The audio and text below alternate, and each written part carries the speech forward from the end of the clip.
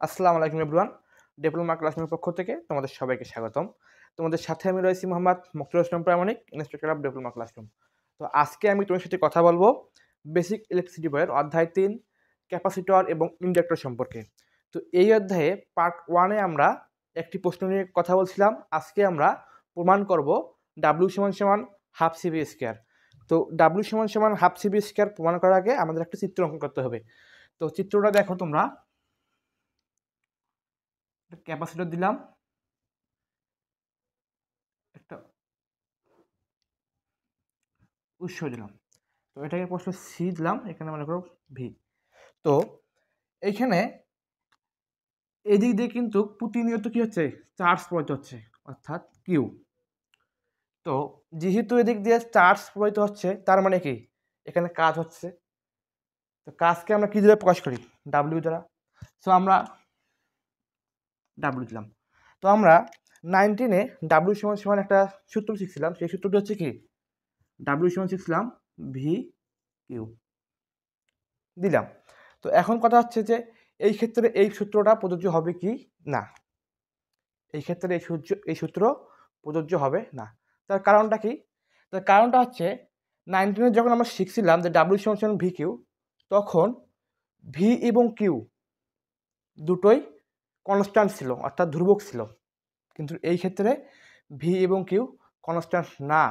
কারণটা হচ্ছে যে কিউ যতই প্রবাহিত হচ্ছে, ভি ততই বৃদ্ধি পাচ্ছে। বুঝলা? যে কিউটা যতই প্রবাহিত হচ্ছে, ভি ততই বৃদ্ধি পাচ্ছে। তার মানে এখানে যে আমার কাজটি হবে তা হচ্ছে কি, পরিবর্তনশীল কাজ। পরিবর্তনশীল কাজকে আমি যদি সামগ্রিক কাজে রূপান্তর করতে চাই, তাহলে আমাকে ডিপারেশন করতে হবে, অর্থাৎ ক্ষুদ্র কাজে নিয়ে আসতে হবে। তাহলে ক্ষুদ্র কাজে নিয়ে আসতে হলে কী করতে হবে? আমাকে ডিপারেশন করতে হবে। তারপর ওই ক্ষুদ্র কাজটাকে ইন্টিগ্রেশন বা যোগজীকরণ করতে হবে। তাহলে আমাদের এখানে স্টেপ আসতেছে কয়টা? 2টা। 1 নম্বর হচ্ছে ক্ষুদ্র কাজ বের করা, দ্বিতীয়ত ওই ক্ষুদ্র কাজটাকে ইন্টিগ্রেশন বা যোগজীকরণ করে আমাকে সামগ্রিক কাজটা বের করতে হবে। তো এখন আসো আমরা এখানে ক্ষুদ্র কাজটা বের করি। তো ক্ষুদ্র কাজকে প্রকাশ করা হয় ডিডব্লিউ দ্বারা। তো এখানে ডিডব্লিউ দিলাম, ভি ডি কিউ। ঠিক আছে, দেখো এখন প্রশ্ন হচ্ছে তোমাদের, ভাই এখানে ভির সামনে ডি দিলেন না কেন, বা ভিটাকে ক্ষুদ্র কাজ করলেন না কেন? এর প্রশ্ন দেখো, এর উত্তরটা হচ্ছে যেখানে কিউ প্রতিনিয়ত পরিবর্তন হচ্ছে, অর্থাৎ আমি ক্ষুদ্র পরিমাণ চার্জ দিলাম এবং ক্ষুদ্র পরিমাণ কি কাজ পেলাম। এই কারণে আমরা এই জিনিসটা এরকম করলাম। তো এটাকে 1 নম্বর সমীকরণ দাও। ঠিক আছে, আর একটা আমরা সমীকরণ বের করছিলাম পার্ট 1-এ। এটা হচ্ছে যে কিউ = সিভি। এই সূত্রটা আমরা পার্ট 1-এ বের করছিলাম। তো আমরা এটাকেও ডিফারেশন করব। তো এটাকে ডিফারেশন করলে কি হয়? D Q C D V. এখন প্রশ্ন হচ্ছে যে ভাই সিটাকে এরকম অবস্থায় রাখলেন কেন? আচ্ছা, এই ক্ষেত্রে সি হচ্ছে ক্যাপাসিট্যান্স। তো এখানে এতটুকু তোমরা মনে রাখবা, এইখানে এই সিটা হচ্ছে ধ্রুবক। তো আমরা কি জানি, ডিফারেন্সিয়েশনের ক্ষেত্রে ধ্রুবককে সবসময় কী করতে হয়? বাইরে বের করতে হয়। তো আমরা সে কারণে এখানে সিটাকে বাইরে বের করলাম। ঠিক আছে, তো এখানে যে আমরা ডি কিউ এর যে মানটা পাইলাম, সেই মানটা আমরা এখানে 1 নম্বর সমীকরণে বসাই দেব। তো কী করবো? ডি কিউ এর মান 1 নং সমীকরণে বসাই। 1 নং সমীকরণ কোনটা? ডিডব্লিউ ভি ডি কিউ, এটা হচ্ছে 1 নম্বর সমীকরণ। হ্যাঁ, তো এখানে আমরা মানটা বসাই দেবো। ভি ডি কিউ এর মান কত বার করেছিলাম? C D V. এটাকে এখন আমরা সাজাই লিখবো সিভি ইন্টু ডিভি। বুঝলা? এতটুকু বুঝতো নাকি সবাই? তো আমরা একটু জায়গা শর্টের কারণে একটু উপরে লাগবো, উপরে এগুলো একটু মিশাই দিলাম। তোমরা খাতায় উঠাই নাও। ঠিক আছে,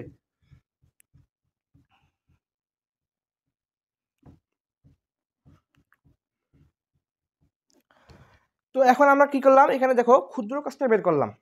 তো এখন আমরা কি বলছিলাম, আমাকে দুইটা স্টেপ মনে রাখতে হবে। একটা স্টেপ হচ্ছে ক্ষুদ্র কাজ বের করা, দ্বিতীয়ত হচ্ছে ওই ক্ষুদ্র কাজটাকে ইন্টিগ্রেশন করে আমাকে সামগ্রিক কাজটা বের করতে হবে। তো আমি যদি এখন সামগ্রিক কাজটা বের করতে যাই, তার মানে আমাকে কী করতে হবে, এই ক্ষুদ্র কাজটাকে ইন্টিগ্রেশন করতে হবে। তাহলে ক্ষুদ্র কাজ কোনটা, ডিডাব্লিউ।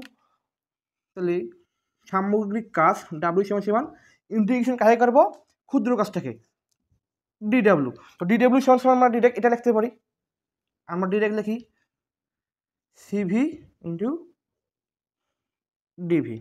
সো আমরা জানি ইন্টিগ্রেশন করার সময় লিমিট ব্যবহার করতে হয়, একটা হচ্ছে লোয়ার লিমিট এবং একটা হচ্ছে আপার লিমিট ব্যবহার করতে হয়। এখন প্রশ্ন হচ্ছে যে ভাই এখানে লোয়ার লিমিট কোনটা এবং আপার লিমিট কোনটা। দেখো যখন এইখানে চার্জ প্রবাহিত হয় নাই, তখন কিন্তু এখানে ভোল্টেজটা ছিল 0। কারণ এখানে আমরা কি শিখলাম, যে যতই চার্জ প্রবাহিত হবে ততই ভোল্টেজটা কী হবে, বৃদ্ধি পাবে। আর যখন চার্জ প্রবাহিত হয় নাই তখন কি ছিল, তো অবশ্যই ভোল্টেজটা 0 ছিল। আর যখন চার্জ প্রবাহিত হচ্ছে তখন ভোল্টেজটা কোথায় আসছে, ভিতে আসছে। তার মানে হচ্ছে এই 0টা হচ্ছে আমার লোয়ার লিমিট এবং ভিটা হচ্ছে আমার আপার লিমিট, বুঝলা? তো আমরা এখানে কি করবো, লিমিট দেবো। আপার লিমিট কোনটা, ভি, এবং লোয়ার লিমিট হচ্ছে 0। এখন আমরা কি করতে পারি, এখানে সি হচ্ছে কি ধ্রুবক, তো আমরা কি করবো, ধ্রুবকটাকে বের করে নিয়ে আসবো। তো সিটাকে বাইর করলাম, ইন্টিগ্রেশন আপার লিমিট লোয়ার লিমিট দিলাম, ভি ডি ভি। তো ইন্টিগ্রেশন করতেছি, তো ইন্টিগ্রেশন দেখে কেউ আবার ভয় পেও না, খুব সহজ। একটা সূত্র শিখে নাও, সূত্রটা হচ্ছে integration x into D x যদি থাকে তাহলে আমরা এটাকে লিখতে পারি এরকমভাবে, এক্স স্কোয়ার ডিভাইডেড 2। তো এক্ষেত্রে আমরা কি লিখতে পারি, যেহেতু এক্স ইন্টু ডিএক্স যদি থাকে তাহলে আমরা এক্স স্কোয়ার ডিভাইড 2 লিখতে পারি, এটা একটা সূত্র। তাহলে এখানে ভি ইন্টু ডিভি আছে, তাহলে আমরা লিখতে পারি,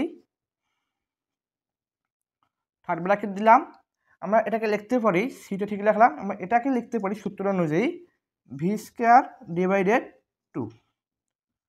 ঠিক আছে, এখানে আমার আপার লিমিট হচ্ছে ভি, লোয়ার লিমিট হচ্ছে 0।